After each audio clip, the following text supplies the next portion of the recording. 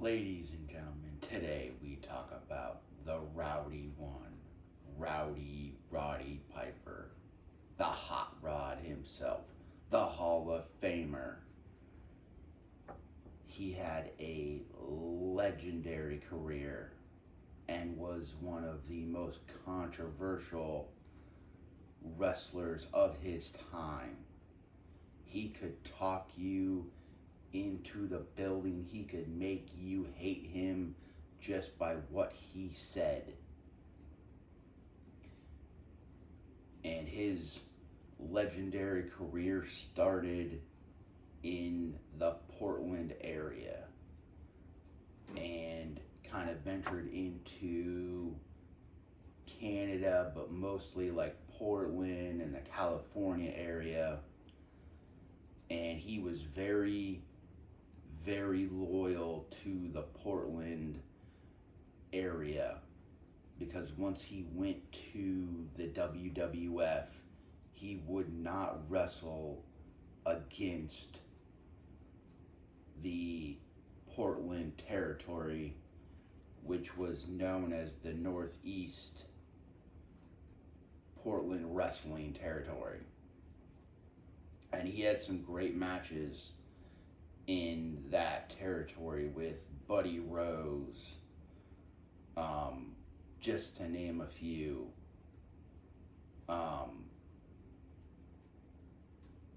Then of course he makes his way to Mid-Atlantic Championship Wrestling, where he does a great job on commentary, because they wanted to introduce him, and instead of having him wrestle, they put him on the mic. And because he was so good on the mic, and he played that heelish character so well, that he would, not necessarily manage other wrestlers, but he would be around other wrestlers and have them beat the people up that he wanted to beat up. And it would just make people even more livid and want him to be the one that got beat up. And eventually, like everything else, he would be the one that got beat up. But he had some great matches in Mid-Atlantic Championship Wrestling.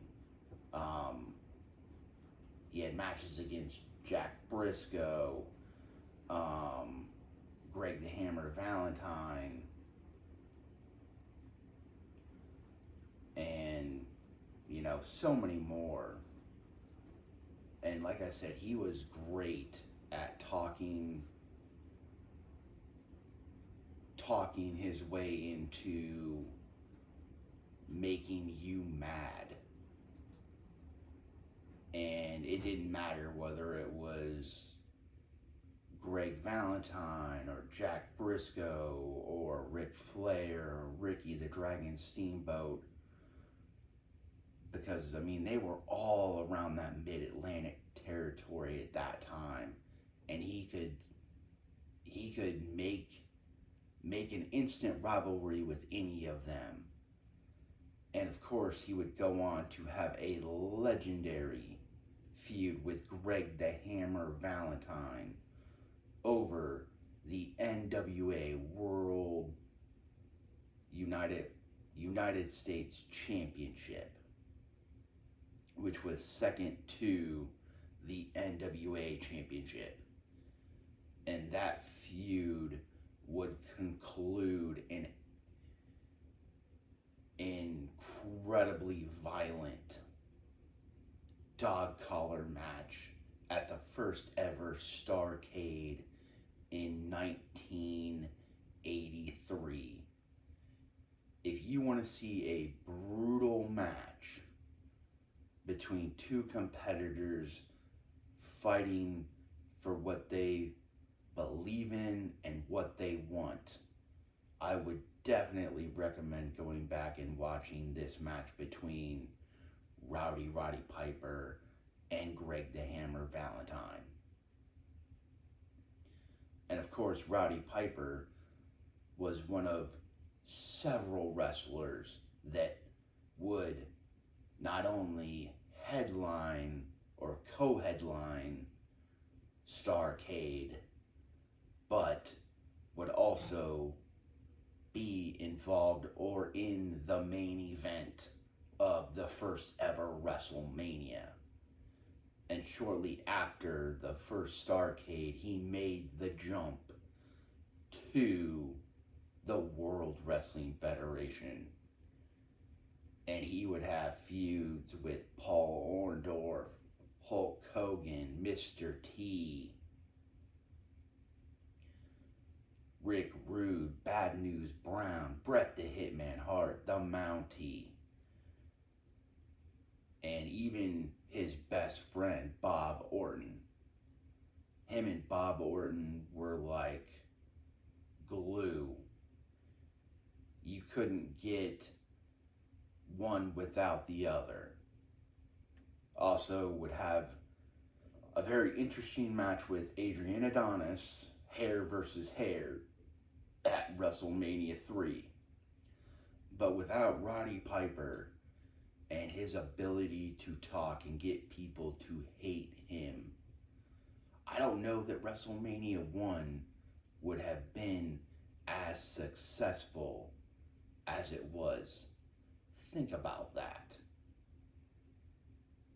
All the things that he did building up to that WrestleMania with him and Paul Orndorff versus Hogan and Mr. T.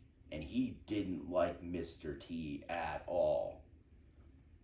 I mean, you could really see it not only in that match, but when they had their WrestleMania 2 debacle of, let's have a boxing match, which was a joke, by the way, because Mr. T couldn't box and Roddy Piper could actually box. He had an amateur background in it. But of course, after WrestleMania 1, there's dissension between him and Paul Orndorff, and they end up feuding, which would lead to, you know, Paul Orndorff getting that semi-baby push, baby face push, and then being put right back with Hogan as a heel. But I mean, you can't talk Piper without Piper's Pit. And that controversy reigned supreme when he hit Jimmy Superfly Snuka with that coconut on that legendary edition of Piper's Pit.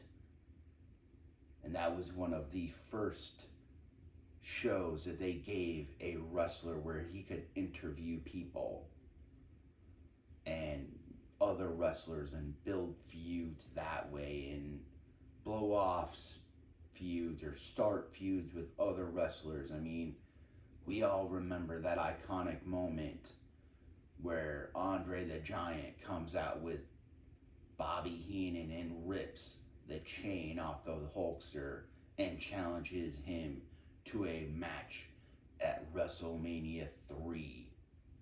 And that happened on Piper's Pit. Of course, after WrestleMania 3, Piper would decide to step away from wrestling and pursue Hollywood. And he was in a couple of cult classics, made good money in Hollywood, but like everybody else, he kind of got that itch to come back. And by, you know, WrestleMania 6, he was kind of doing a part-time thing. Had feuds with Rick Rude, Bad News Brown, would actually win the Intercontinental Championship from the Mountie in 1992 and have a great match against Bret Hart at WrestleMania 8. I would recommend going back and watching that match as well. It was a clinic. And then would kind of disappear from wrestling again, kind of go off and do some things in Hollywood. Would come back for one last appearance, or two, really two appearances. He would do a match with Goldust, and he'd do a match with Jerry the King Lawler in '96. But that would be the last we would see of him in WWF, and then he would make the jump to WCW to kind of reignite that feud with Hogan to settle the score. He would show up at Halloween Havoc '96. They would feud. They would have 3 matches total. He would team up with Ric Flair, Kevin Green. Bunch of nonsense, really. But overall, Roddy Piper had a legendary career. I would recommend getting the Roddy Piper DVD, and I would definitely recommend getting the Hall of Fame Pop Funko of the Rowdy One himself. And make sure you're always putting your Funkos in a case.